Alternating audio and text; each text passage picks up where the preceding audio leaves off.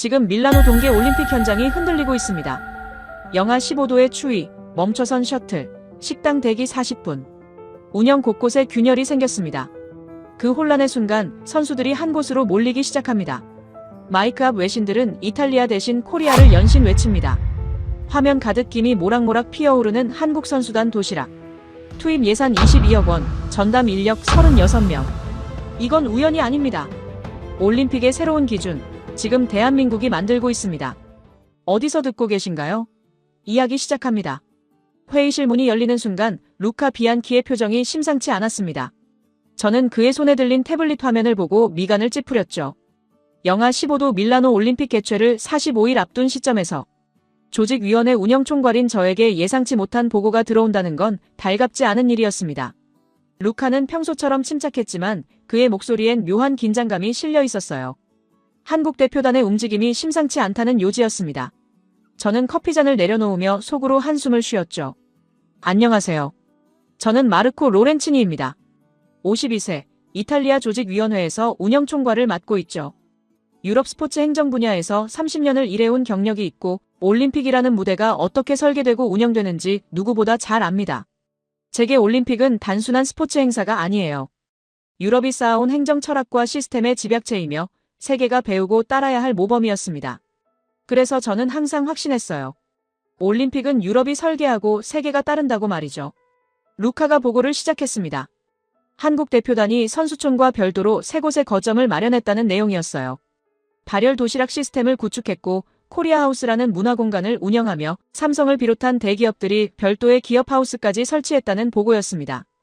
저는 태블릿 화면을 넘기며 사진들을 확인했죠. 한국 선수들이 따뜻한 김이 오르는 도시락을 받는 장면, 코리아하우스 내부의 화려한 인테리어, 삼성기술 체험존의 모습들이 연이어 나타났습니다. 회의실에 모인 다른 간부들도 같은 자료를 보고 있었어요. 저는 천천히 고개를 들어 루카를 바라봤습니다. 그리고 조심스럽게 물었죠. 이게 전부냐고요? 루카는 고개를 끄덕이며 추가 내용을 설명했습니다. 한국은 22억 원 규모의 예산을 급식 시스템에만 투입했고 36명의 전문 조리 인력을 파견했으며 130명 선수단을 위해 하루 2차례 따뜻한 식사를 제공한다는 계획이라고 했어요. 사전 수요 조사까지 마쳤다는 말에 저는 속으로 피식 웃음이 나왔습니다. 이 모든 게 과하다는 생각이 들었거든요. 저는 팔짱을 끼고 잠시 생각에 잠겼습니다. 한국이라는 나라를 떠올렸죠. 2018년 평창 동계올림픽을 성공적으로 개최한 국가입니다. 조직력과 실행력이 뛰어난 건 인정해요. 하지만 올림픽 운영의 본질을 이해하는 것과 화려한 이벤트를 벌이는 건 다른 문제였습니다. 저는 오랜 경험을 통해 배웠어요.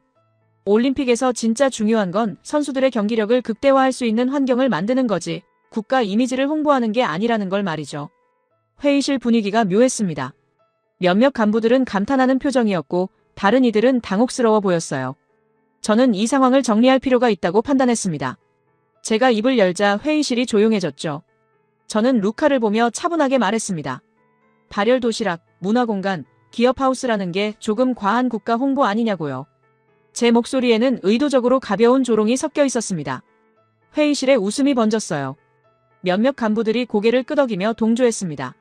저는 그 분위기를 타고 말을 이어갔죠. 한국은 마케팅에 능한 국가라고 2002년 월드컵 때도 그랬고 평창 올림픽 때도 홍보 전략이 뛰어났다고 말했습니다. 하지만 올림픽은 광고 박람회가 아니라는 점을 분명히 했어요. 우리가 제공해야 할 건 선수들에게 공평한 경기 환경이지 특정 국가의 브랜드 가치를 높여주는 무대가 아니라고 덧붙였습니다. 제 발언에 회의실 분위기가 확실히 정리됐습니다. 간부들은 고개를 끄덕이며 동의했고 루카조차 더 이상 말을 잇지 않았어요. 저는 내심 만족스러웠습니다. 30년 경력이 주는 무게감이 이런 순간에 발휘되는 거니까요. 저는 회의를 마무리하며 말했습니다. 한국의 준비가 철저한 건 좋은 일이지만 우리는 개최국으로서 중심을 잃지 말아야 한다고요. 회의가 끝나고 저는 사무실로 돌아왔습니다. 창밖으로 밀라노 시내가 보였어요. 눈이 내리고 있었고 거리는 한산했습니다. 저는 책상에 앉아 다시 한번 한국 관련 자료를 펼쳐봤죠. 발열 도시락 사진을 보며 생각했습니다. 이건 분명 좋은 아이디어예요. 추운 날씨에 따뜻한 음식을 제공한다는 건 선수 케어 차원에서 의미가 있죠. 하지만 이게 과연 필수적인가? 선수촌에도 식당이 있고 우리 조직위원회도 충분한 급식 시설을 준비했는데 말이에요. 저는 코리아하우스 자료로 넘어갔습니다. 한국 문화를 체험할 수 있는 공간이라고 했죠. 한복 체험, K-팝 공연, 한식 시연 등이 준비되어 있다고 했습니다. 화려하긴 하지만 이것도 결국 국가 홍보의 연장선이라는 생각이 들었어요. 올림픽 기간에 각국이 자국 문화를 알리는 건 자연스러운 일이지만 이 정도 규모는 과하다고 느껴졌습니다. 저는 자료를 덮으며 중얼거렸죠. 한국은 정말 마케팅의 진심이구나 하고요. 하지만 한편으론 불편한 감정도 있었습니다. 왜 한국만 이렇게 움직이는 걸까요? 다른 참가국들은 조용히 훈련에 집중하는데 유독 한국만 이렇게 눈에 띄는 활동을 벌이는 이유가 뭘까 하는 의문이 들었어요. 저는 스스로에게 답했습니다. 아마도 국가 이미지 제고가 목적일 거라고요. 한국은 여전히 국제 무대에서 자신들의 위상을 높이고 싶어하는 나라니까요. 저녁 무렵 루카가 다시 찾아왔습니다. 추가 보고가 있다며 조심스럽게 말을 꺼냈어요. 외신 몇 곳에서 한국의 준비 상황을 긍정적으로 다루기 시작했다는 내용이었습니다. 저는 손을 저으며 그 정도는 예상된 일이라고 말했죠. 언론은 새로운 소재에 민감하니까요. 한국이 특별한 걸 준비했다면 당연히 기사감이 되는 겁니다. 하지만 그게 실제 올림픽 운영의 질과 직결되는 건 아니라고 강조했어요. 루카는 고개를 끄덕였지만 여전히 뭔가 찝찝한 표정이었습니다. 저는 루카의 어깨를 토닥이며 안심시켰죠. 우리는 개최국이고 이번 올림픽의 중심은 이탈리아라고요. 한국이 아무리 준비를 잘해도 무대의 주인은 우리라는 사실은 변하지 않는다고 말했습니다. 루카는 그제야 긴장을 풀고 나갔어요. 저는 창밖을 바라보며 생각했습니다. 올림픽은 경쟁의 장이지만 동시에 협력의 무대이기도 하죠. 각국이 최선을 다해 준비하는 건 당연한 일입니다. 다만 그 준비가 올림픽 정신에 부합하는지 아니면 단순한 국가 과시용인지는 구분할 필요가 있어요. 저는 한국의 움직임이 후자에 가깝다고 판단했습니다. 물론 그들의 노력을 폄하할 생각은 없어요. 다만 올림픽이라는 무대에서 진짜 중요한 게 뭔지는 우리가 더 잘 안다고 확신했습니다. 밤이 깊어갔습니다.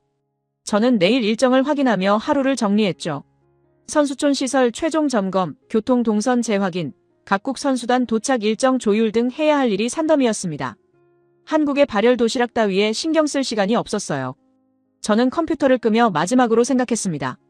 45일 후면 전 세계가 밀라노를 주목할 거라고요.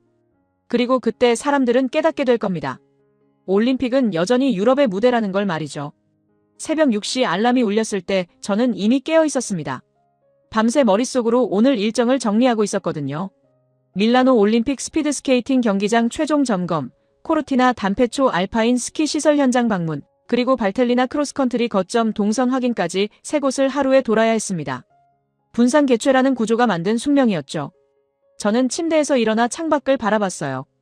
여전히 눈이 내리고 있었고 온도계는 영하 17도를 가리키고 있었습니다. 샤워를 하며 저는 어제 회의 내용을 떠올렸습니다. 한국의 발열 도시락과 코리아 하우스 이야기였죠. 하지만 오늘 제가 집중해야 할 건 그런 부수적인 것들이 아니었어요. 진짜 올림픽 운영의 핵심은 경기장과 선수촌 사이의 동선 관리, 기상 변수에 대한 대응 시스템, 그리고 수천 명의 선수와 스태프를 안전하게 이동시키는 물류 체계였습니다. 이건 화려한 홍보로 해결되는 문제가 아니에요. 오직 경험과 시스템으로만 관리할 수 있는 영역이었죠. 7시에 조직위원회 차량이 도착했습니다. 루카와 운영팀 간부 3명이 함께 탔어요. 차 안에서 루카가 오늘 점검 항목을 브리핑했습니다.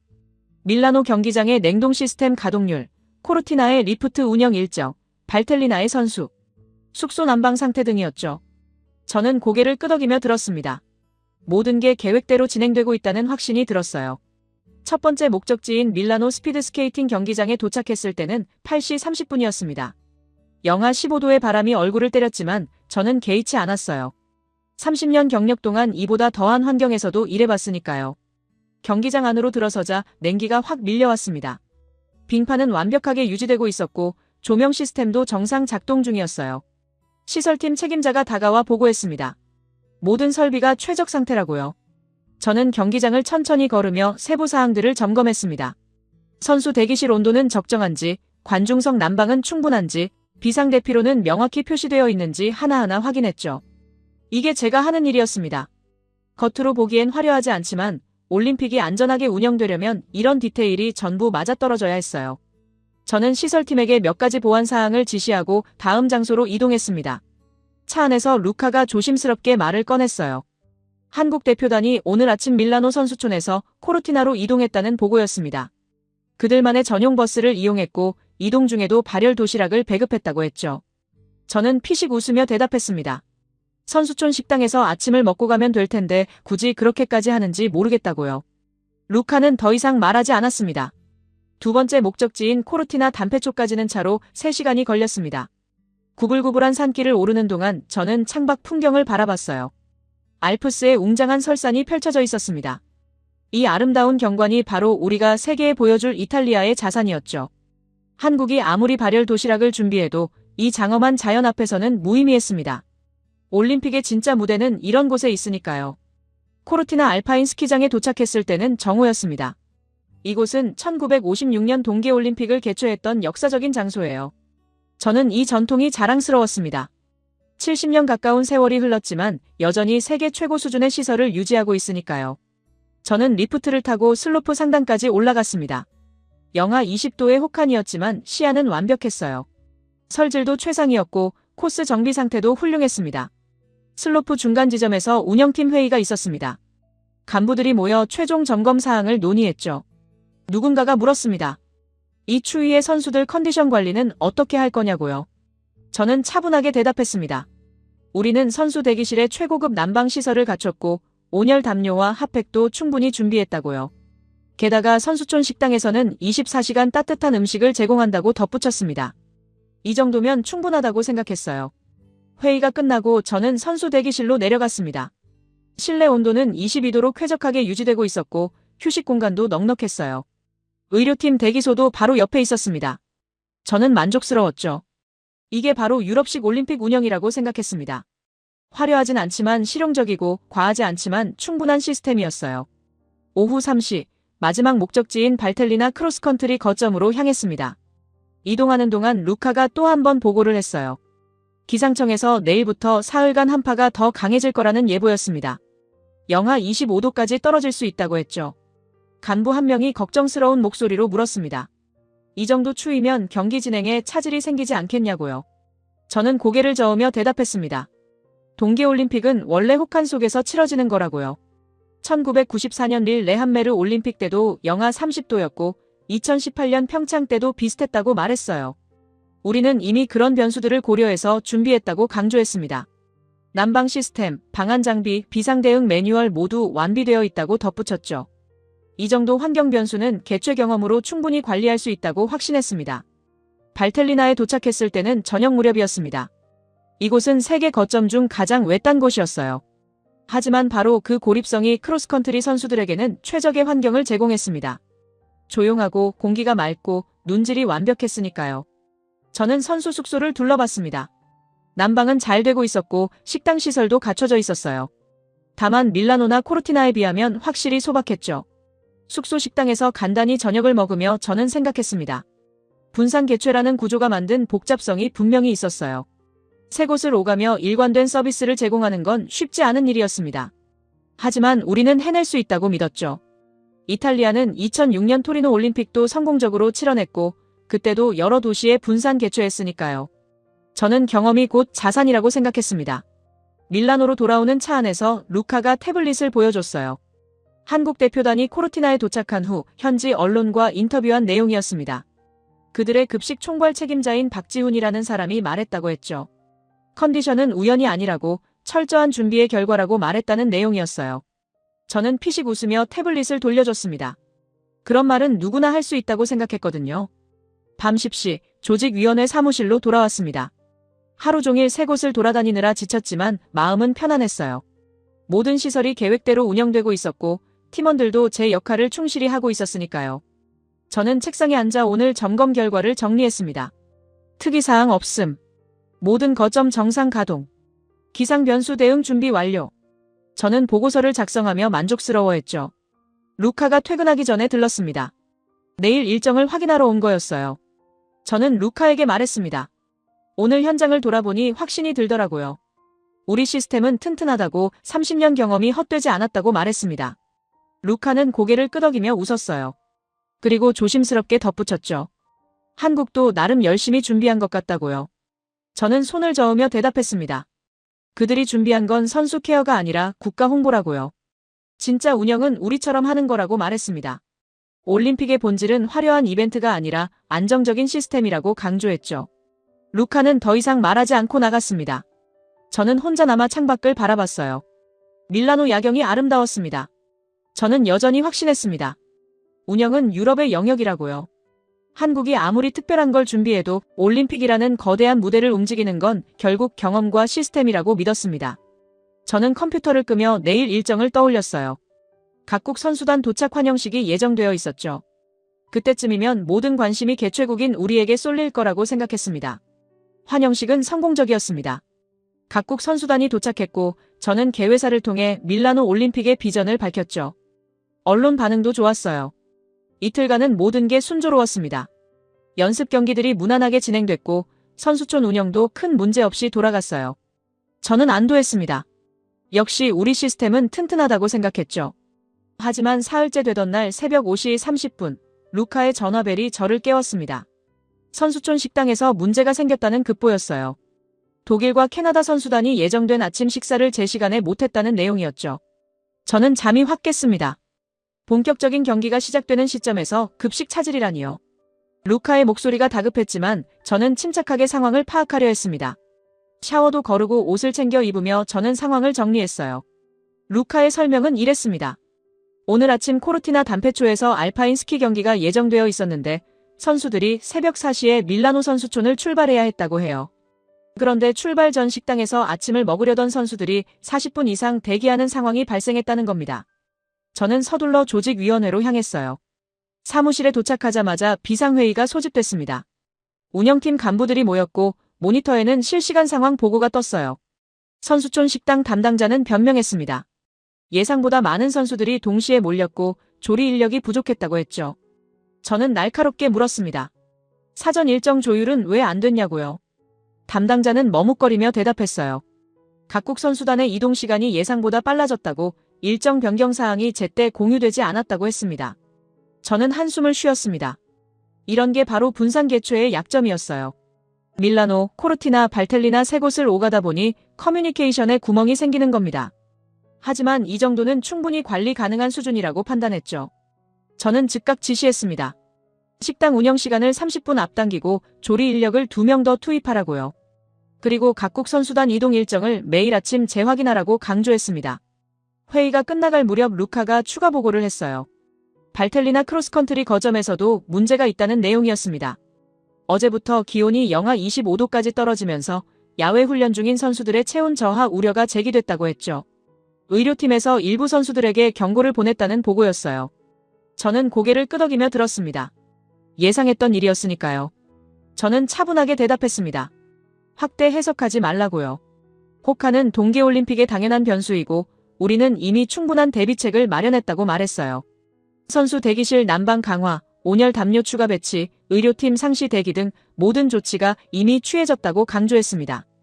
이런 문제는 일정 조정과 운영 개선으로 충분히 해결 가능하다고 판단했죠. 간부들은 고개를 끄덕였지만 표정이 편치 않았어요. 루카가 또 다른 보고를 이어갔습니다. 밀라노에서 코르티나로 가는 산악 경로에서 이동 지연이 발생했다고 해요. 예상보다 도로 상황이 좋지 않아서 선수 이송 차량이 30분 늦게 도착했다는 내용이었습니다. 저는 미간을 찌푸렸죠. 한 가지 문제가 아니라 여러 문제가 동시에 터지고 있었어요. 저는 분위기를 환기시킬 필요가 있다고 느꼈습니다. 올림픽 운영에서 이 정도 변수는 늘 있는 일이라고 우리는 그것을 관리하기 위해 여기 있는 거라고 말했죠. 중요한 건 신속한 대응이지 과도한 우려가 아니라고 덧붙였습니다. 회의실이 조금 진정되는 것 같았어요. 하지만 루카의 표정은 여전히 불안해 보였습니다. 루카가 조심스럽게 입을 열었어요. 그런데 이상한 현상이 있다고 했습니다. 저는 눈썹을 치켜올리며 물었죠. 무슨 현상이냐고요? 루카는 태블릿을 조작하며 모니터 화면을 전환했습니다. 밀라노 빙상 경기장 주변 CCTV 영상이었어요. 화면에는 여러 국가 선수들이 특정 방향으로 이동하는 모습이 보였습니다. 처음엔 몇 명이었는데 점점 더 많은 선수들이 같은 쪽으로 걸어가고 있었어요.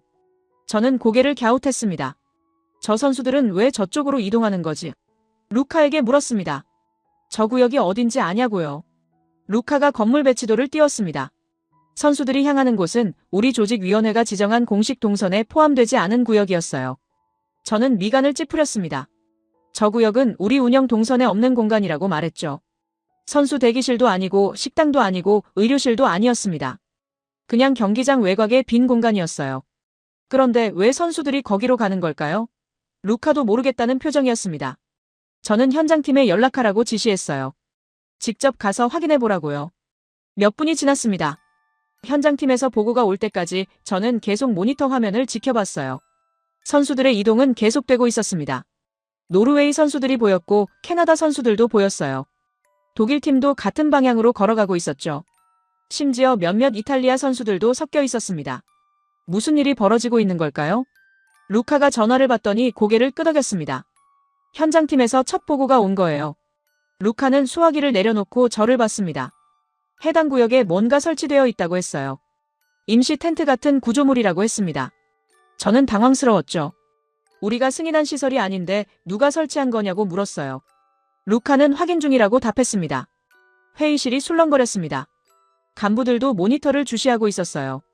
선수들의 움직임은 멈추지 않았습니다. 오히려 시간이 지날수록 더 많은 선수들이 그쪽으로 향하고 있었죠. 마치 뭔가에 이끌리듯이 말이에요. 저는 점점 불안해졌습니다. 이건 단순한 우연이 아니었어요. 루카가 다시 전화를 받았습니다. 현장팀에서 추가 보고가 온 모양이었어요. 루카의 표정이 미묘하게 변했습니다. 그가 통화를 마치고 저를 봤죠. 텐트에서 뭔가 배급이 이루어지고 있다고 했습니다. 선수들이 줄을 서서 무언가를 받아가고 있다고 했어요. 저는 눈살을 찌푸렸습니다. 배급? 뭘 배급하는 거지? 루카가 잠시 후 보고했습니다. 현장팀이 확인한 결과 그건 어느 참가국이 자체적으로 설치한 거점이라고 해요. 저는 물었죠. 어느 나라냐고요? 루카가 조심스럽게 대답했습니다. 한국이라고요. 저는 잠시 말문이 막혔습니다. 한국? 그 발열 도시락 이야기였나요? 하지만 구체적인 내용은 아직 파악되지 않았습니다. 현장팀도 멀리서 관찰만 하고 있다고 했어요.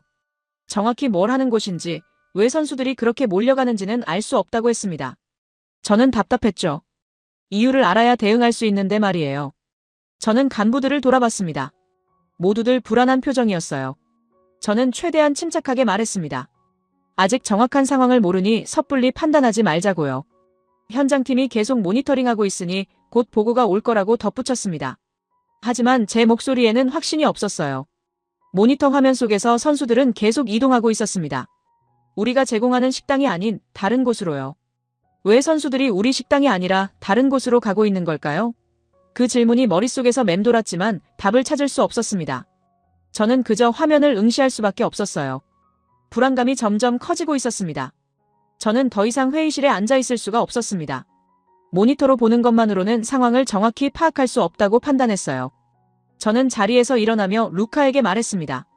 직접 가보겠다고요. 현장을 봐야 뭐가 벌어지고 있는지 알 수 있을 거라고 덧붙였죠. 루카는 고개를 끄덕이며 따라왔습니다. 경기장에 도착했을 때는 오전 10시 30분이었습니다. 주차장에서 내리는 순간 차가운 바람이 얼굴을 때렸어요. 입김이 하얗게 나왔습니다. 저는 코트깃을 세우고 경기장 방향으로 걸었죠. 루카가 앞장서서 선수들이 이동한다던 그 구역으로 안내했습니다. 건물을 돌아가자 멀리 무언가 보였어요. 임시 텐트였습니다. 흰색 천막이 설치되어 있었고 입구에는 태극기가 붙어 있었어요. 아, 한국이구나 싶었습니다. 하지만 제가 놀란 건 그 다음이었어요. 텐트 앞에 선수들이 줄을 서 있었거든요. 적어도 20명은 넘어 보였습니다. 저는 멈춰 섰습니다. 루카도 저와 함께 멈췄죠. 저는 천천히 다가갔습니다. 선수들의 얼굴이 보이기 시작했어요. 노르웨이 유니폼을 입은 선수, 캐나다 팀 재킷을 입은 선수, 독일 선수들도 보였습니다. 그들은 조용히 차례를 기다리고 있었어요. 추운 날씨인데도 불평하는 사람은 없었습니다. 오히려 기대에 찬 표정들이었죠. 줄이 조금씩 앞으로 나아갔습니다. 저는 텐트 안쪽을 보려고 조금 더 다가갔어요. 그리고 그 순간을 봤습니다. 한 선수가 텐트 안에서 무언가를 받아 나오고 있었어요. 손에는 사각형 용기가 들려 있었습니다. 그리고 그 용기에서 김이 피어오르고 있었죠. 저는 눈을 의심했습니다. 영하 15도의 야외에서 김이 오르는 음식이라니요. 선수는 용기를 조심스럽게 들고 근처 벤치로 갔어요. 앉아서 뚜껑을 열었습니다. 그러자 더 많은 김이 솟아올랐죠. 선수는 만족스러운 표정으로 숟가락을 들었습니다. 저는 그 모습을 넋놓고 바라봤어요. 루카가 제 옆에서 조용히 말했습니다. 저게 발열 도시락이라고요. 버튼을 누르면 용기 자체에서 열이 발생해서 음식이 가열된다고 설명했어요. 저는 고개를 끄덕였지만 여전히 믿기지 않았습니다. 이론적으로는 가능한 기술이지만 실제로 작동하는 걸 보니 충격적이었거든요. 다른 선수들도 하나둘 용기를 받아 나왔습니다. 모두 같은 반응이었어요. 용기를 받자마자 미소를 지었고 김이 오르는 걸 보며 놀라워했죠. 한 캐나다 선수는 동료에게 말했습니다. 저건 어디서 받는 거냐고요. 동료가 대답했어요. 한국팀 거라고 누구나 받을 수 있다고 했습니다. 저는 점점 더 불편해졌습니다. 이건 단순히 음식을 나눠주는 게 아니었어요. 선수들에게 경험을 제공하고 있었던 겁니다. 영하의 날씨에 따뜻한 밥을 먹는다는 것, 그것도 즉석에서 가열된 음식을 먹는다는 건 분명 기억에 남을 경험이었죠. 저는 우리 선수촌 식당을 떠올렸습니다. 우리도 따뜻한 음식을 제공하지만 이런 임팩트는 없었어요. 저는 텐트에 더 가까이 다가갔습니다. 입구 쪽에서 한국 스태프들이 일하고 있었어요.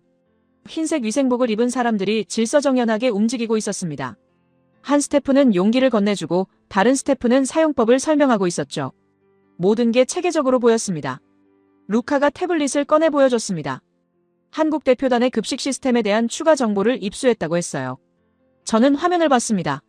세계 거점, 36명 조리 인력, 22억 원 예산이라는 숫자가 보였어요. 저는 그 숫자들을 다시 읽었습니다.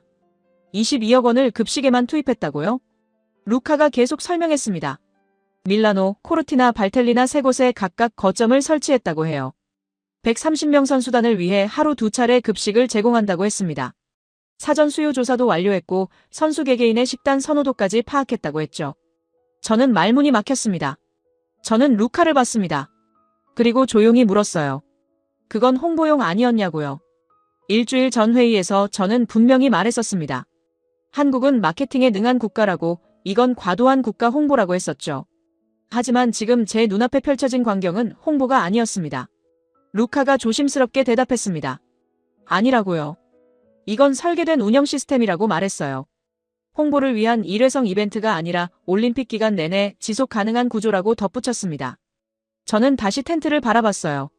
스태프들의 움직임, 선수들의 반응, 모든 게 계획되고 준비된 것처럼 보였습니다. 한 독일 선수가 도시락을 들고 나오며 동료에게 말했습니다. 이거 정말 신기하다고, 버튼만 누르면 뜨거워진다고 했어요. 동료가 물었죠. 맛은 어떠냐고요? 선수는 엄지를 치켜세웠습니다. 컨디션 관리에 완벽하다고 말했어요. 저는 그 대화를 들으며 뭔가 깨달았습니다. 이건 단순히 배를 채우는 게 아니었어요. 컨디션 관리였습니다. 영하 15도에서 훈련하고 경기하는 선수들에게 체온 유지는 필수였죠.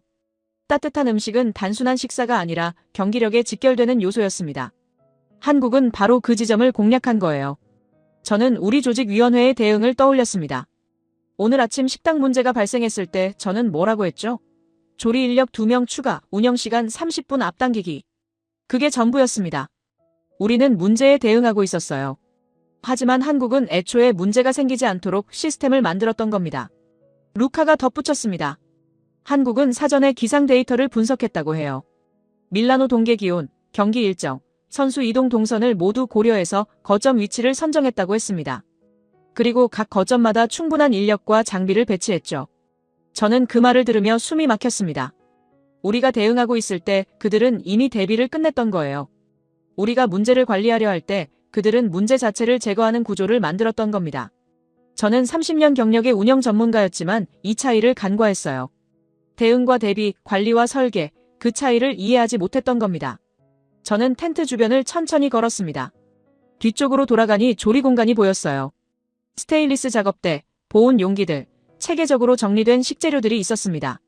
스태프들은 분주하게 움직이고 있었지만 혼란스럽지 않았어요. 모든 게 정해진 동선대로 흘러가고 있었습니다. 저는 루카에게 물었습니다. 다른 거점들도 이런지요? 루카는 고개를 끄덕였어요. 코르티나와 발텔리나도 동일한 시스템으로 운영 중이라고 했습니다. 심지어 각 거점 간 재고 관리도 실시간으로 공유된다고 덧붙였죠. 저는 한숨을 쉬었습니다. 이건 즉흥적으로 만든 게 아니었어요. 몇 달 전부터, 아니 어쩌면 1년 전부터 준비했을 겁니다. 예산 확보, 인력 선발, 메뉴 개발, 거점 선정, 물류 계획까지 모든 게 사전에 설계됐던 거죠. 저는 우리 조직위원회를 떠올렸습니다. 우리는 선수촌 식당을 만들었어요. 충분하다고 생각했죠. 하지만 한국은 한 단계 더 나아갔습니다. 한 선수가 도시락을 다 먹고 용기를 반납하며 한국 스태프에게 말했습니다. 감사하다고, 정말 도움이 됐다고 했어요. 스태프는 미소를 지으며 고개를 숙였습니다. 그리고 다음 선수에게 새 용기를 건넸죠. 저는 그 장면을 보며 깨달았습니다. 한국은 참가하러 온 게 아니었어요. 하나의 모델을 제시하러 왔던 겁니다. 동계올림픽에서 선수 케어가 어떻게 이루어져야 하는지, 극한의 날씨에서 컨디션을 어떻게 관리해야 하는지 그 방법론을 보여주고 있었던 거죠. 저는 목소리가 나오지 않았습니다. 루카가 조심스럽게 물었습니다. 어떻게 할지요? 저는 대답할 수 없었어요. 뭘 어떻게 하죠? 우리도 발열 도시락을 준비합니까? 이미 늦었어요. 한국은 몇 달 전부터 준비했고 이미 시스템을 가동 중이었습니다. 우리가 지금 따라한다 해도 선수들 눈에는 모방으로 보일 뿐이었죠. 저는 한참을 서 있었습니다. 영하 15도의 추위 속에서 제 입에서도 하얀 김이 나왔어요. 하지만 저는 따뜻함을 느낄 수 없었습니다. 오히려 냉혹한 현실이 가슴을 짓눌렀죠. 30년 경력, 유럽의 노하우, 개최국의 자부심, 그 모든 게 무색해지는 순간이었습니다. 저는 루카에게 말했습니다. 돌아가자고요. 더 이상 볼 필요가 없다고 했어요. 루카는 고개를 끄덕이고 앞장섰습니다. 저는 뒤따라 걸으며 마지막으로 한번 텐트를 돌아봤어요. 여전히 김이 오르고 있었고 선수들은 줄을 서 있었습니다. 차에 타고 조직위원회로 돌아가는 내내 저는 아무 말도 하지 않았습니다. 창밖을 바라보며 계속 생각했어요. 우리가 놓친 게 뭐였을까요? 시설은 최고였고 운영 매뉴얼도 완벽했습니다. 하지만 한국이 보여준 건 그 이상이었어요. 선수 중심의 사고, 문제 제거형 설계, 그리고 완벽한 실행력이었습니다. 사무실로 돌아왔을 때 저는 책상에 앉아 한참을 멍하니 있었습니다. 루카가 보고서를 정리하겠다며 나갔어요. 저는 혼자 남아 창밖을 바라봤습니다. 밀라노 시내가 보였지만 예전처럼 자랑스럽지 않았어요. 우리가 준비한 올림픽, 우리가 자신했던 시스템, 그 모든 게 의문스러워졌습니다. 1시간쯤 지났을까요? 저는 여전히 책상에 앉아 있었습니다. 현장에서 본 장면들이 머릿속을 떠나지 않았어요. 김이 오르는 도시락, 줄 서는 선수들, 만족스러워하는 표정들. 하지만 시간이 지나면서 충격은 서서히 다른 감정으로 바뀌기 시작했습니다. 이건 아니라는 생각이 들었어요. 뭔가 다른 설명이 있을 거라고, 제가 놓친 부분이 있을 거라고 스스로를 설득했죠. 저는 루카에게 연락했습니다. 간부들을 소집하라고요. 상황을 정리할 필요가 있다고 말했어요. 사실은 제 판단이 틀리지 않았다는 걸 확인받고 싶었습니다. 30분 후 회의실에 간부들이 모였습니다. 모두들 불안한 표정이었어요. 아침에 있었던 식당 문제, 선수들의 이동, 그리고 제가 현장에 다녀온 사실까지 소문이 퍼진 모양이었습니다. 저는 회의실 앞에 섰습니다. 침착함을 유지하려 애썼지만 마음은 복잡했죠. 저는 입을 열었습니다. 오늘 아침 상황에 대해 보고하겠다고 말했어요. 선수촌 식당 문제는 이미 조치를 취했고 앞으로는 재발하지 않을 거라고 강조했습니다. 간부들이 고개를 끄덕였어요. 그리고 저는 한국 대표단 거점에 대해 언급했습니다. 밀라노 경기장 인근에 한국이 자체 급식 시스템을 운영 중이라고 설명했죠. 제 목소리는 점점 방어적으로 변했습니다. 좋다고 말했어요. 한국의 준비는 분명 인상적이라고 인정했습니다. 발열 도시락이라는 기술도 흥미롭다고 덧붙였죠. 하지만 이어서 말했습니다. 결국 이건 과도한 국가 홍보 전략 아니냐고요. 22억 원을 급식에 투입하는 건 정상적인 범위를 넘어선 거라고 강조했습니다. 간부 한 명이 조심스럽게 물었습니다. 하지만 선수들이 실제로 이용하고 있지 않냐고요. 저는 고개를 끄덕였어요. 맞다고, 호기심 때문이라고 말했습니다. 새로운 걸 경험해보고 싶어하는 건 자연스러운 일이라고 덧붙였죠. 하지만 곧 우리 식당으로 돌아올 거라고, 일시적 현상일 뿐이라고 주장했습니다. 루카가 조용히 손을 들었습니다. 보고할 게 있다고 했어요. 저는 루카를 봤습니다. 그의 표정이 심상치 않았죠. 루카는 태블릿을 모니터에 연결했습니다. 화면에 데이터가 나타났어요. 저는 의자에 앉아 화면을 바라봤습니다. 루카가 설명하기 시작했습니다. 오늘 오전 한국 급식 거점 이용 현황을 조사했다고 해요. 밀라노 거점만 집계한 결과라고 전제했습니다. 화면에 국가명이 떴어요. 노르웨이, 캐나다, 독일, 스웨덴, 미국, 일본, 이탈리아. 총 7개국 선수들이 이용했다고 했습니다. 저는 미간을 찌푸렸습니다. 7개국이요?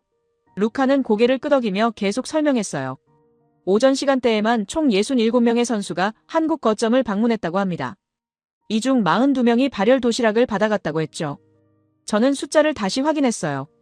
67명, 42명. 적지 않은 숫자였습니다. 간부들이 술렁거렸습니다. 누군가 물었어요. 우리 식당 이용자는 몇 명이었냐고요. 루카가 대답했습니다. 같은 시간대 128명이라고 했어요. 저는 재빨리 계산했습니다. 한국 거점 67명, 우리 식당 128명. 비율로 따지면 3분의 1 이상이 한국 쪽으로 간 거였죠. 저는 애써 침착하게 말했습니다. 그래도 우리 식당 이용자가 더 많지 않냐고요. 아직 대다수 선수들은 우리 시설을 이용한다고 강조했습니다. 하지만 제 목소리에는 확신이 없었어요. 간부들도 그걸 눈치챘을 겁니다. 루카가 다음 데이터를 보여줬습니다. SNS 분석 결과였어요. 오늘 하루 동안 발열 도시락 관련 게시물이 급증했다고 합니다. 인스타그램, 트위터, 틱톡 등에서 영상과 사진이 쏟아지고 있다고 했죠. 화면에 실제 게시물들이 나타났습니다. 한 노르웨이 선수가 올린 영상이 보였어요. 발열 도시락 버튼을 누르는 장면을 클로즈업으로 찍었더군요. 김이 피어오르자 카메라가 선수 얼굴로 이동했고 선수는 놀란 표정을 지었습니다. 조회수가 15만 회였어요. 댓글은 수백 개가 달려 있었죠. 다른 게시물도 비슷했습니다. 캐나다 선수는 도시락을 먹으며 셀카를 찍었어요. 캡션에는 이렇게 적혀 있었습니다. 영하 15도에서 따뜻한 한식을 먹다니 천국이라고요. 좋아요가 10,000개를 넘었습니다. 독일 선수는 한국 스태프들과 함께 찍은 사진을 올렸어요. 감사 인사를 남겼더군요. 저는 화면을 보며 불편했습니다. 이건 단순한 호기심이 아니었어요. 선수들이 진심으로 만족하고 있었고 그 경험을 자발적으로 공유하고 있었던 겁니다. SNS는 거짓말을 하지 않죠. 강요된 게시물과 자발적인 게시물은 분위기가 다릅니다. 이건 명백히 후자였어요. 루카가 마지막 자료를 보여줬습니다. 외신 기사 모음이었어요. 오늘 하루 동안만 12개 매체에서 한국 시스템을 언급했다고 합니다. 저는 기사 제목들을 읽었어요. 한국의 혁신적 선수 케어, 발열 도시락이 바꾼 동계올림픽, 밀라노에서 빛난 한국 기술. 모두 한국을 칭찬하는 내용이었습니다. 한 기사를 클릭했습니다. 본문을 읽어봤어요. 기자는 직접 현장을 방문했다고 했습니다. 한국 거점에서 선수들을 인터뷰했다고 했죠. 노르웨이 선수의 말이 인용되어 있었어요. 컨디션 관리에 정말 도움이 된다고 한국팀의 배려가 감동적이라고 말했다더군요. 저는 기사를 덮었습니다. 그리고 회의실을 둘러봤어요. 간부들은 모두 침묵하고 있었습니다. 누구도 제 주장에 동조하지 않았어요. 과도한 홍보 전략이라는 제 말이 설득력을 잃고 있었던 겁니다.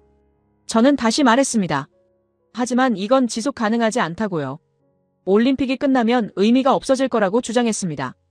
일회성 이벤트일 뿐이라고 덧붙였죠. 하지만 제 목소리는 점점 작아지고 있었어요. 루카가 조심스럽게 반박했습니다. 하지만 마르코, 이미 7개국 선수들이 이용했다고요. SNS 조회수는 수십만 회를 넘었다고 했습니다. 외신 기사도 계속 나오고 있다고 덧붙였어요. 이걸 단순히 홍보라고 치부하기엔 실제 사용 사례가 너무 많다고 말했습니다. 저는 할 말을 잃었습니다. 루카의 말이 맞았어요. 67명의 선수, 15만 조회수, 12개 언론사. 이 숫자들은 제 주장을 무력화시켰습니다. 홍보라면 과장되고 화려하기만 할 겁니다. 하지만 한국이 한 건 실질적인 서비스 제공이었어요. 선수들이 직접 경험하고 만족하고 자발적으로 알리고 있었던 겁니다. 간부 한 명이 조심스럽게 물었습니다. 우리도 대응해야 하는 거 아니냐고요. 저는 고개를 저었습니다. 아직은 아니라고 상황을 좀 더 지켜보자고 말했어요. 하지만 속으로는 초조했습니다. 대응한다고 해도 뭘 어떻게 하죠? 지금 발열 도시락을 준비한다고 해도 이미 늦었어요. 루카가 추가 보고를 했습니다. 코르티나와 발텔리나 거점도 비슷한 양상이라고 해요. 특히 코르티나는 산악 지역이라 기온이 더 낮은데 그곳에서 한국 거점 이용률이 더 높다고 했습니다. 선수들이 훈련 후 바로 찾아간다고 덧붙였죠. 저는 손으로 이마를 짚었습니다. 머리가 아팠어요. 하나의 거점이 아니라 세 곳 모두에서 같은 일이 벌어지고 있었던 겁니다. 이건 우연이 아니었죠. 체계적으로 계획되고 실행된 결과였어요. 저는 회의를 마무리했습니다. 계속 모니터링하자고 내일 다시 논의하자고 말했어요. 간부들은 고개를 끄덕이고 나갔습니다. 루카만 남았어요. 그가 조심스럽게 물었습니다. 정말 괜찮은지요? 저는 대답하지 않았습니다. 괜찮지 않았거든요. 제 자존심이 무너지고 있었어요. 30년 경력, 개최국 운영 총괄, 유럽 스포츠 행정 전문가. 그 모든 타이틀이 무색해지고 있었습니다. 한국은 참가국일 뿐인데 왜 이렇게 주목받는 걸까요? 우리가 무대를 만들었는데 왜 그들이 중심이 되고 있는 걸까요? 루카가 나가고 저는 혼자 남았습니다. 회의실 스크린에는 여전히 데이터가 떠 있었어요. 7개국 67명, 15만 조회수, 12개 기사. 숫자들이 저를 압박했습니다. 저는 스크린을 껐어요. 하지만 숫자들은 머릿속에서 사라지지 않았습니다. 저는 책상에 앉아 생각했습니다. 제가 틀렸던 걸까요? 일주일 전 회의에서 한국을 과소평가했던 게 실수였을까요? 저는 마케팅이라고 했지만 실제로는 운영이었어요. 홍보라고 했지만 실제로는 시스템이었습니다. 그 차이를 이해하지 못했던 제 판단이 잘못된 거였죠. 이건 더 이상 부정할 수 있는 문제가 아니었습니다. 홍보 전략이라고 치부하기엔 너무 많은 선수들이 실제로 이용하고 있었어요. 일시적 현상이라고 말하기엔 확산 속도가 너무 빨랐습니다. 저는 인정해야 했어요. 한국이 뭔가 다른 걸 보여주고 있다는 것을요. 하지만 아직 완전히 인정하고 싶지는 않았습니다. 제 자존심이 그걸 허락하지 않았어요. 저는 여전히 우리가 개최국이라고, 올림픽의 중심은 우리라고 믿고 싶었습니다. 하지만 데이터는 다른 이야기를 하고 있었죠. 그리고 저는 점점 더 초조해지고 있었습니다. 다음 날 아침 일찍 출근했습니다. 어젯밤 잠을 제대로 못 잤어요. 계속 생각이 맴돌았거든요. 하지만 오늘은 다를 거라고 스스로를 다독였습니다. 급식 문제는 한국만의 특이 케이스일 뿐이라고, 올림픽 전체 운영에는 영향이 없을 거라고 믿고 싶었어요. 사무실에 도착해서 커피를 내리는데 루카가 급히 들어왔습니다. 루카의 표정이 심상치 않았어요. 밤사이 추가 보고들이 올라왔다고 했습니다. 저는 커피잔을 내려놓고 그를 봤죠. 무슨 보고냐고 물었어요. 루카는 태블릿을 건네며 직접 보는 게 빠를 거라고 말했습니다. 저는 화면을 봤어요. 기술 운영팀에서 올린 보고서였습니다. 첫 번째 항목이 눈에 들어왔습니다. 코르티나 담페초 알파인 스키 경기장 운영 보고였어요. 어제 경기 중 실시간 통역 시스템이 가동됐다고 했습니다. 저는 고개를 갸웃했죠. 우리 조직위원회도 통역 서비스를 제공하는데 뭐가 문제냐고 물었어요. 루카가 조심스럽게 말했습니다. 우리 시스템이 아니라고요. 보고서를 자세히 읽었습니다. 삼성이 제공한 AI 통역기기가 산악 경기장 운영진 사이에서 사용됐다고 해요. 이탈리아어, 영어, 한국어를 실시간으로 번역했다고 합니다. 현장 코디네이터들 사이에서 평가가 좋았다고 덧붙였죠. 저는 미간을 찌푸렸습니다. 우리 통역 인력이 있는데 왜 저런 기기를 쓴 거죠? 루카가 설명했습니다. 현장 운영진들이 자발적으로 사용했다고 해요. 긴급 상황에서 즉각적인 의사소통이 필요했는데 AI 기기가 더 빠르고 정확했다고 합니다. 특히 전문 용어 번역에서 탁월했다고 했죠. 저는 할 말을 잃었어요. 이건 급식과는 전혀 다른 영역이었습니다. 다음 항목을 봤습니다.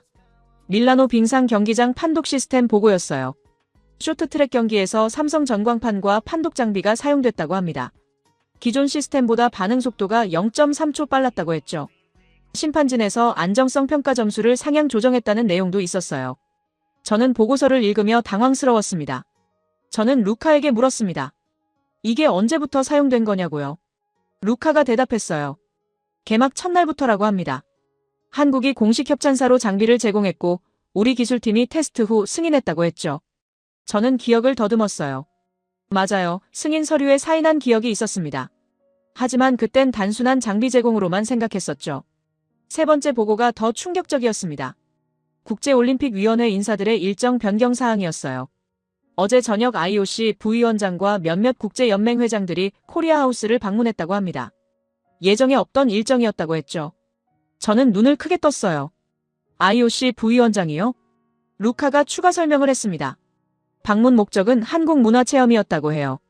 하지만 현장에서 급식 시스템과 기술 지원 현황에 대한 브리핑도 이루어졌다고 합니다.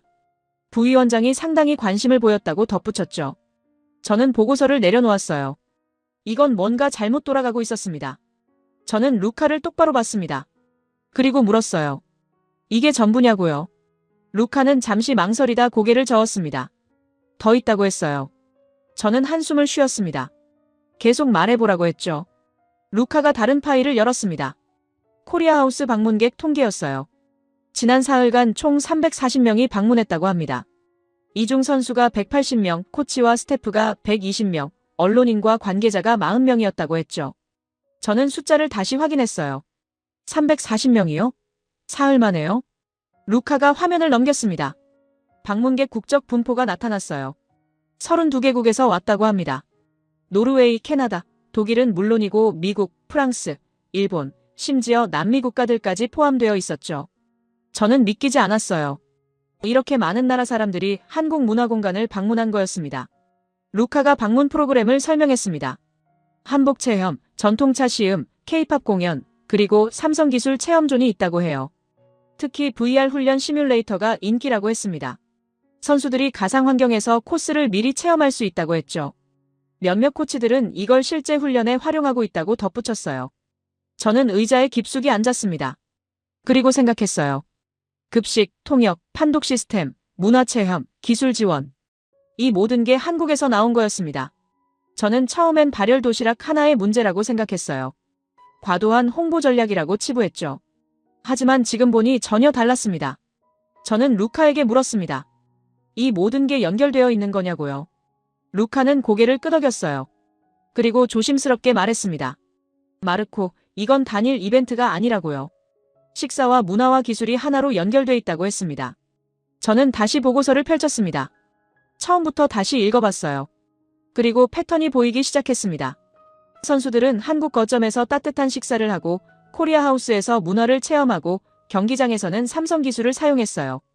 모든 접점에서 한국을 경험하고 있었던 겁니다. 이건 우연이 아니었습니다. 개별적인 활동들이 아니었어요. 하나의 큰 그림 안에서 작동하는 통합 시스템이었습니다. 급식은 선수 케어, 문화 공간은 교류 증진, 기술 지원은 운영 효율화. 각각이 다른 목적을 가지고 있지만 모두 한국이라는 브랜드로 연결되어 있었죠. 저는 책상에 보고서를 내려놓았습니다. 그리고 루카를 봤어요. 루카는 조용히 서 있었습니다. 저는 천천히 말했어요. 이건 마케팅이 아니구나 하고요. 루카가 고개를 끄덕였습니다. 그렇다고 이건 모델이라고 대답했어요. 모델. 그 단어가 제 가슴을 찔렀습니다. 한국은 단순히 참가하러 온 게 아니었어요. 동계올림픽에서 참가국이 어떻게 준비하고 어떻게 지원하고 어떻게 기여할 수 있는지 그 모델을 보여주고 있었던 겁니다. 그리고 사람들은 그걸 주목하고 있었죠. 저는 창밖을 바라봤습니다. 밀라노 시내가 보였어요. 우리가 준비한 경기장들, 우리가 설계한 시스템들이 여전히 작동하고 있었습니다. 하지만 사람들의 관심은 다른 곳에 있었어요. 선수들은 한국 도시락을 먹고 국제 인사들은 코리아 하우스를 방문하고 운영진은 삼성 기술을 칭찬하고 있었습니다. 저는 루카에게 물었습니다. 다른 참가국들도 이런 걸 하고 있냐고요. 루카는 고개를 저었어요. 없다고 했습니다. 몇몇 국가가 자체 급식을 준비하긴 했지만 이 정도 규모는 없다고, 특히 기술과 문화까지 통합한 경우는 한국이 유일하다고 말했어요. 저는 다시 생각했습니다. 일주일 전 회의에서 저는 뭐라고 했죠? 과도한 국가 홍보라고 했어요. 웃으며 치부했죠. 하지만 지금 보니 그건 제가 이해하지 못했던 겁니다. 한국은 홍보를 하려던 게 아니었어요. 올림픽 참가의 새로운 기준을 제시하고 있었던 겁니다. 저는 손으로 얼굴을 감쌌습니다. 부끄러웠어요. 30년 경력의 운영 전문가가 이걸 미리 파악하지 못했다는 게 자괴감이 들었습니다. 저는 개최국의 시각에만 갇혀 있었어요. 참가국이 이렇게까지 할 수 있다는 걸, 아니 이렇게까지 해야 한다는 새로운 기준을 만들 수 있다는 걸 상상하지 못했던 겁니다. 루카가 조심스럽게 물었습니다. 보고서를 간부들에게도 공유할지요? 저는 고개를 끄덕였어요. 해야죠. 숨길 수도 없고 숨겨서도 안 됐습니다. 이건 우리 모두가 직면해야 할 현실이었으니까요. 저는 루카에게 말했습니다. 오후에 회의를 다시 소집하라고요. 이번엔 전체 상황을 공유해야 한다고 덧붙였습니다. 루카는 알겠다고 대답하고 나갔어요. 저는 혼자 남아 다시 보고서를 봤습니다. 급식, 문화, 기술. 세 개의 축이 하나로 연결되어 있었습니다. 선수들은 한국 음식을 먹으며 컨디션을 관리하고 코리아 하우스에서 휴식하며 문화를 경험하고 경기장에서는 한국 기술의 도움을 받았어요. 모든 경험이 긍정적으로 연결되고 그게 자발적인 공유로 이어지고 SNS와 언론을 통해 확산되고 있었습니다. 이건 교과서에 나올 만한 사례였습니다. 통합 마케팅이라고 부를 수도 있지만 그 이상이었어요. 실질적인 가치를 제공하면서 동시에 브랜드를 각인시키는 완벽한 모델이었죠. 저는 이걸 일주일 전에 봤어야 했습니다. 아니, 올림픽 준비 단계에서부터 파악했어야 했어요. 저는 한숨을 쉬었습니다. 이제 무엇을 해야 할까요? 대응할 수 있을까요? 아니, 이미 늦었습니다. 한국은 몇 달 전부터 이걸 준비했고 완벽하게 실행하고 있었어요. 우리가 지금 뭘 한들 모방으로밖에 보이지 않을 겁니다. 저는 창밖을 바라보며 깨달았습니다. 우리가 준비한 무대에서 그들이 기준을 만들고 있다는 것을요. 개최국인 우리가 아니라 참가국인 한국이 새로운 모델을 제시하고 있었던 겁니다. 그리고 전 세계가 그걸 주목하고 있었죠. 제 자존심이 무너지는 소리가 들렸습니다. 30년 경력, 유럽의 노하우, 개최국의 위상. 그 모든 게 한순간에 의미를 잃어버렸어요. 이제 저는 인정해야 했습니다. 한국이 보여준 건 단순한 준비가 아니라 패러다임의 전환이라는 것을요. 오후 회의는 조용했습니다. 저는 루카가 정리한 보고서를 간부들에게 공유했어요.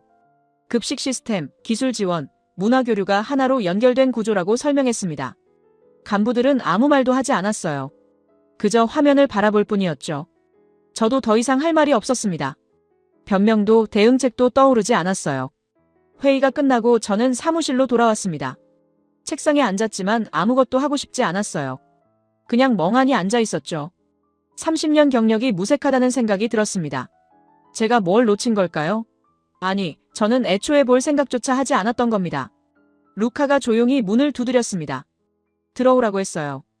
그의 손에는 태블릿이 들려 있었습니다. 또 뭔가 보고할 게 있나 봤죠. 저는 지쳐 있었지만 고개를 끄덕였어요. 루카는 태블릿을 제 앞에 놓으며 말했습니다. 주요 외신 기사가 나왔다고요. 화면을 봤습니다. 로이터 통신 기사였어요. 제목이 눈에 들어왔습니다. 한국 대표단 밀라노 동계올림픽 운영 모범 사례 제시. 저는 그 제목을 몇 번이나 다시 읽었습니다. 모범 사례. 우리가 아니라 한국이 모범 사례라고요. 기사를 읽기 시작했습니다. 기자는 한국의 통합 지원 시스템을 상세히 다뤘어요.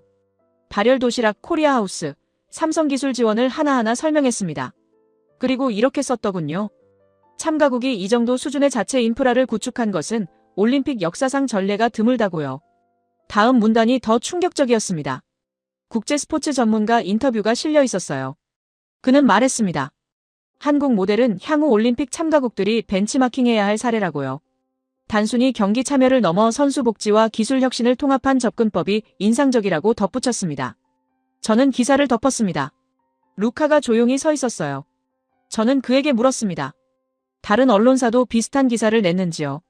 루카는 고개를 끄덕였어요. BBC, CNN, 프랑스 AFP 모두 유사한 내용을 보도했다고 합니다. 톤도 비슷하다고 덧붙였죠. 저는 창밖을 바라봤습니다. 해가 지고 있었어요. 밀라노의 저녁 하늘은 붉게 물들어 있었습니다. 아름다운 풍경이었지만 제 마음은 텅 비어 있었어요. 저는 혼잣말처럼 중얼거렸습니다. 우리가 준비한 무대에서 그들이 기준을 만들고 있다고요. 루카가 제 말을 들었는지 모르겠습니다. 저는 계속 말했어요. 우리는 경기장을 짓고 시스템을 만들고 운영 매뉴얼을 작성했다고요. 모든 게 완벽했다고 생각했죠. 하지만 한국은 그 위에 새로운 층을 쌓았습니다. 우리가 제공한 기본 인프라 위에서 그들만의 생태계를 구축한 거였어요. 저는 자리에서 일어나 창가로 갔습니다. 밀라노 시내가 내려다 보였어요. 저 아래 어딘가에서 선수들은 한국 도시락을 먹고 있을 겁니다. 코리아하우스에서는 문화 프로그램이 진행되고 있겠죠. 경기장에서는 삼성기술이 작동하고 있을 거예요. 모든 게 우리 시야 밖에서 일어나고 있었습니다. 제 자존심이 완전히 무너지는 순간이었습니다.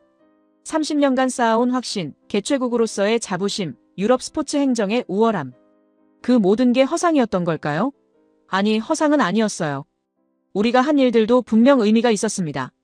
하지만 그것만으로는 부족했던 겁니다. 저는 루카를 돌아봤습니다. 그리고 물었어요. 당신은 언제부터 알았냐고요? 한국이 이렇게 준비했다는 걸 언제 알아챘냐고 물었습니다. 루카는 잠시 망설이다 대답했어요. 처음 보고를 받았을 때부터 뭔가 다르다고 느꼈다고 합니다. 하지만 확신하지 못했다고, 저도 과소평가했다고 조심스럽게 말했죠. 저는 쓴웃음을 지었습니다. 우리 모두가 과소평가했던 거예요. 한국을 마케팅에 능한 국가로만 봤습니다. 화려한 겉모습만 있고 실질은 없을 거라고 생각했죠. 하지만 실제로는 정반대였어요. 겉모습은 화려했지만 그 안에 단단한 시스템이 있었던 겁니다. 저는 다시 앉았습니다. 책상 위에는 여전히 외신 기사가 떠 있었어요. 모범 사례라는 단어가 눈에 계속 들어왔습니다. 저는 루카에게 말했어요. 이제 어떻게 해야 하는지 모르겠다고요. 솔직한 심정이었습니다. 루카가 조용히 대답했습니다. 인정하는 것부터 시작해야 한다고요. 한국이 잘했다는 걸 인정하고 우리가 배울 점을 찾아야 한다고 말했어요. 저는 고개를 끄덕였습니다. 맞아요. 인정해야 했습니다. 하지만 그게 쉽지 않았어요. 저는 혼자 남고 싶었습니다. 루카에게 먼저 퇴근하라고 했어요. 루카는 걱정스러운 표정으로 저를 봤지만 고개를 숙이고 나갔습니다. 문이 닫히고 저는 완전히 혼자가 됐어요. 침묵이 흘렀습니다. 사무실은 조용했고 밖에서는 차 소리만 들렸어요. 저는 그 침묵 속에 앉아 있었습니다. 생각할 것도 할 일도 없었어요. 그저 현실을 받아들이는 시간이 필요했습니다. 관심의 중심이 이동했습니다. 개최국에서 참가국으로, 이탈리아에서 한국으로요. 언론도 선수들도 국제 인사들도 모두 한국을 주목하고 있었어요. 우리가 만든 무대 위에서 그들이 주인공이 되고 있었습니다. 저는 눈을 감았습니다. 그리고 인정했어요. 제가 틀렸다고, 한국을 과소평가했다고, 새로운 기준을 보지 못했다고요. 30년 경력의 전문가로서 부끄러웠지만 이제는 인정할 수밖에 없었습니다. 밤이 깊어갔습니다. 저는 여전히 사무실에 앉아 있었어요. 창밖 밀라노의 불빛들이 하나둘 꺼져가고 있었습니다. 제 자존심도 그렇게 조용히 사라지고 있었죠. 그날 밤 저는 새벽 2시까지 사무실에 있었습니다. 집에 가도 잠을 못 잘 것 같았거든요. 책상에 앉아 지난 일주일을 되짚어봤어요. 처음 한국 보고를 받았을 때 제가 보인 반응, 과도한 홍보라며 웃었던 순간, 현장에서 기모르는 도시락을 봤을 때의 충격, 그리고 오늘 외신 기사를 읽으며 느낀 무력감까지 모든 게 선명했습니다. 며칠이 지났습니다. 올림픽은 계속 진행됐고 저는 제 역할을 다하려 애썼어요. 하지만 마음 한구석은 여전히 무거웠습니다. 한국 거점 이용률은 계속 증가했고 외신 기사도 끊이지 않았어요. 저는 그걸 지켜보면서 점점 확신하게 됐습니다. 이건 인정해야 한다고요. 올림픽 진행되는 가운데 중간평가회의가 소집됐습니다. IOC 관계자들과 각국 조직위원회 대표들이 참석하는 공식 자리였어요. 밀라노 올림픽 운영 전반을 평가하고 향후 개선 사항을 논의하는 자리였죠. 저는 개최국 운영 총괄로서 발표를 준비했습니다. 회의실에 들어섰을 때 이미 많은 사람들이 와 있었어요.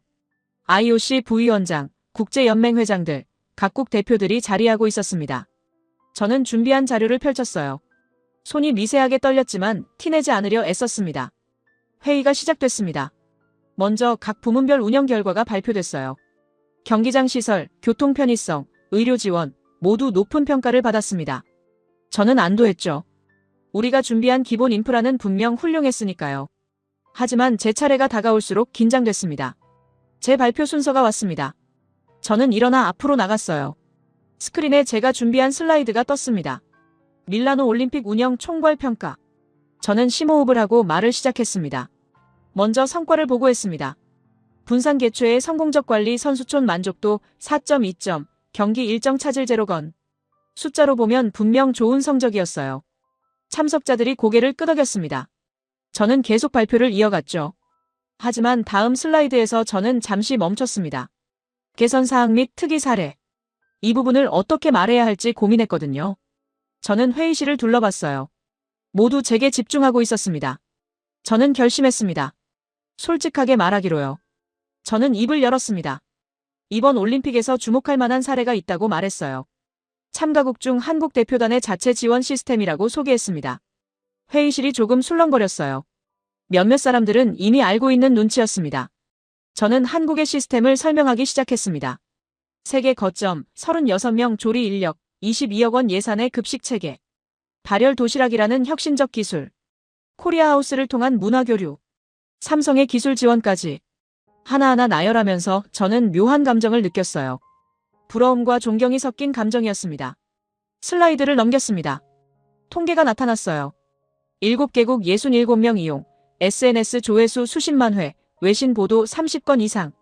숫자들이 한국의 영향력을 말해주고 있었습니다. 저는 잠시 말을 멈췄어요. 그리고 천천히 말했습니다. 한국 대표단의 지원 체계는 운영 효율성 측면에서 참고할 가치가 있다고요. 제 목소리는 떨리지 않았습니다. 확신에 차 있었어요. 회의실이 조용해졌습니다. 모두가 제 다음 말을 기다리고 있었죠. 저는 계속 말했습니다. 단순히 자국 선수만을 위한 지원이 아니라 다른 나라 선수들에게도 개방된 시스템이었다고요. 이것이 올림픽 정신에도 부합한다고 덧붙였습니다. 참가국이 이런 수준의 인프라를 구축한 것은 전례가 드물다고 평가했어요. IOC 부위원장이 손을 들었습니다. 질문이 있다고 했어요. 저는 고개를 끄덕였습니다. 부위원장이 물었죠. 개최국 입장에서 참가국의 이런 움직임을 어떻게 평가하는지요? 긍정적인지 아니면 부담스러운지 궁금하다고 했습니다. 저는 잠시 생각했습니다. 솔직하게 대답하기로 했어요. 처음에는 당황스러웠다고 말했습니다. 예상하지 못한 일이었다고요. 하지만 지금은 다르게 생각한다고 덧붙였습니다. 이것이 올림픽을 더 풍성하게 만들었다고, 선수들에게 더 나은 경험을 제공했다고 평가했어요. 부위원장이 고개를 끄덕였습니다. 저는 발표를 계속했어요. 마지막 슬라이드로 넘어갔습니다. 향후 재현. 제가 준비한 결론이었어요. 저는 회의실을 둘러봤습니다. 그리고 말했어요. 다음 동계올림픽 개최국들은 한국의 사례를 검토할 필요가 있다고요. 참가국의 자체 지원 시스템이 어떻게 전체 올림픽 경험을 향상시킬 수 있는지 연구해야 한다고 덧붙였습니다. 저는 한 발 더 나아갔습니다. 우리 이탈리아 조직위원회도 다음 국제대회 준비 시 이 모델을 참고하겠다고 선언했어요. 특히 선수 컨디션 관리와 기술 통합 부분에서 배울 점이 많다고 강조했습니다. 회의실에서 박수가 터져나왔습니다. 저는 의외였어요. 제 발표를 긍정적으로 받아들이는 분위기였습니다. 저는 고개를 숙이고 자리로 돌아왔죠. 앉으면서 루카를 봤습니다. 그는 조용히 고개를 들고 있었어요. 눈빛으로 격려를 보내는 것 같았습니다. 저는 작게 미소 지었어요. 무거웠던 짐을 조금 내려놓은 기분이었습니다. 회의가 끝나고 몇몇 사람들이 저에게 다가왔습니다. IOC 관계자 한 명이 악수를 청했어요. 솔직한 평가에 감사하다고 말했습니다. 개최국이 참가국의 혁신을 인정하는 것은 쉬운 일이 아닌데 용기 있는 결정이었다고 칭찬했죠. 저는 고개를 저었습니다. 용기가 아니라 사실을 말한 것뿐이라고 대답했어요. 한국이 정말 잘했다고, 우리가 배워야 한다고 솔직하게 말했습니다. 그 관계자는 제 어깨를 토닥이고 갔어요. 회의실을 나서며 저는 창밖을 봤습니다. 밀라노 시내가 보였어요. 일주일 전 같은 풍경을 보며 착잡했던 기억이 났습니다. 하지만 지금은 달랐어요. 여전히 우리 도시였고 우리가 만든 올림픽이었습니다. 다만 그 안에서 새로운 기준이 만들어졌다는 걸 인정할 수 있게 됐죠. 루카가 다가왔습니다. 잘하셨다고 말했어요. 저는 고개를 끄덕였습니다. 그리고 물었죠. 한국 측에 우리 평가를 전달할 수 있냐고요. 루카는 물론이라고 대답했어요. 저는 루카에게 말했습니다. 한국 급식 총괄 책임자 박지훈이라고 했죠. 그에게 감사 인사를 전하고 싶다고 했어요. 그들의 노력이 이번 올림픽을 더 의미 있게 만들었다고 말해달라고 부탁했습니다. 루카는 알겠다며 메모했어요. 사무실로 돌아왔습니다. 책상에 앉아 창밖을 봤어요. 해가 지고 있었습니다. 올림픽도 이제 일주일 남았죠. 저는 이번 경험을 통해 많은 걸 배웠습니다. 30년 경력이 전부가 아니라는 것, 과거의 방식이 항상 옳은 건 아니라는 것, 그리고 겸손하게 배우는 자세가 얼마나 중요한지를요. 저는 컴퓨터를 켰습니다. 이메일을 작성하기 시작했어요. 조직위원회 전 직원에게 보내는 메시지였습니다. 제목은 이렇게 썼어요. 배움과 성장. 본문에는 오늘 회의 내용과 제 소감을 담았습니다. 마지막 문장을 이렇게 마무리했습니다. 우리는 훌륭한 무대를 만들었지만 그 위에서 더 나은 기준이 만들어지는 걸 목격했습니다. 이것이 올림픽 정신이며 우리가 계속 배워야 하는 이유입니다. 다음 대회에서는 우리가 그 기준을 만드는 주체가 됩시다. 이메일을 보내고 저는 의자에 기댔습니다. 무거웠던 마음이 조금 가벼워진 기분이었어요. 인정하는 게 이렇게 후련한 일인지 몰랐습니다. 자존심을 내려놓으니 오히려 더 큰 걸 얻은 것 같았어요. 루카가 퇴근 인사를 하러 왔습니다. 저는 그에게 고맙다고 말했어요. 정확한 보고 덕분에 현실을 직시할 수 있었다고, 당신이 없었다면 끝까지 부정했을 거라고 솔직하게 말했습니다. 루카는 겸손하게 고개를 숙였어요. 혼자 남은 사무실에서 저는 마지막으로 창밖을 봤습니다. 밀라노의 밤이 깊어가고 있었어요. 저 아래 어딘가에서 선수들은 여전히 한국 도시락을 먹고 있겠죠. 코리아 하우스는 마지막 방문객을 맞이하고 있을 겁니다. 그리고 내일도 폐막식까지 그들의 시스템은 계속 작동할 거예요. 저는 미소 지었습니다. 처음으로 진심으로요. 한국은 참가하러 온 게 아니었어요. 하나의 모델을 제시하러 왔던 겁니다. 그리고 성공했죠. 저는 그걸 인정했고 배우기로 결심했습니다. 이것이 제가 30년 경력에서 얻은 가장 큰 교훈이었어요.